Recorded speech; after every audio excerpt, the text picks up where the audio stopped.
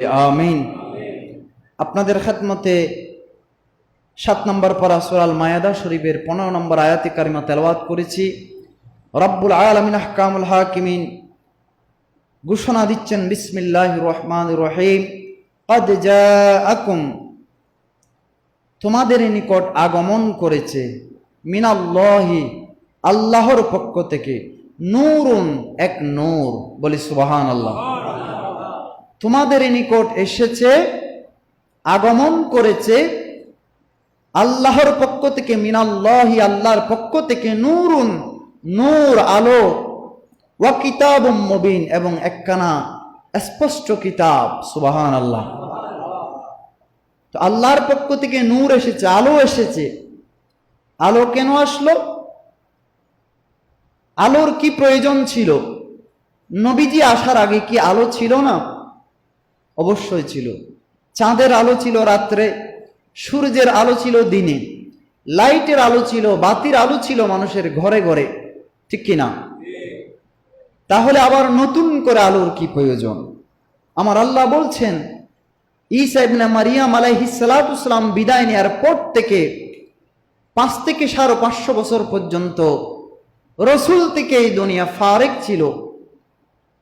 নবুয়ত, রাসালাতের বাণী শোনা থেকে, হেদায়েতের বাণী শোনা থেকে, আল্লাহর ওয়াহদানিয়তের পরিচয় থেকে মানুষ অনেক দূরে সরে গিয়ে কেউ গাছ পূজা, কেউ বাঁশ পূজা, কেউ মূর্তি পূজা, কেউ কবর পূজা, এভাবে করে কেউ চন্দ্র পূজা, কেউ সূর্য পূজা, কেউ পাথর পূজা, কেউ মুক্তি পূজা, বিভিন্ন দেবতার নাম দিয়ে তারা পূজা অর্চনা করতে লাগলো।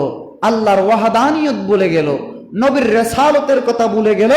তারা শিরিক এবং গুমরাহির মধ্যে লিপ্ত হয়ে ওই গুমরাহির অন্ধকার তাদেরকে আচ্ছন্ন করে জাহান্নামের দিকে নিয়ে যেতে লাগলো।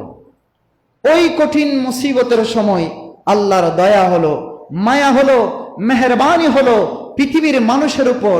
আমার আল্লাহ বলেন, তখন আমি ওই অন্ধকার থেকে মানুষকে আলোর পথ দেখানোর জন্য, জাহান্নামী রাস্তা থেকে জান্নাতের দিকে নিয়ে যাওয়ার জন্য, ক্বাদ জাআকুম মিনাল্লাহি নূর, আমি আল্লাহর পক্ষ থেকে তোমাদের জন্য নূর, আলো পাঠিয়ে দিলাম। ওই নূর হচ্ছে মুহাম্মদুর রাসূলুল্লাহ সাল্লাল্লাহু তাআলা আলাইহি ওয়াসাল্লাম, যার নবুয়তের নূরে, যার নূরে সমগ্র অন্ধকার আলোকিত হয়ে গেল, সমগ্র অন্ধকার দূরীভূত হলো, জাহান্নামী বান্দারা জান্নাতি রাস্তা পেতে শুরু করলো। উচ্চ আওয়াজে বলি সুবহানাল্লাহ। ওই নূর হচ্ছে আর কোন নূর নয়, নূরে মুহাম্মদী সাল্লাল্লাহু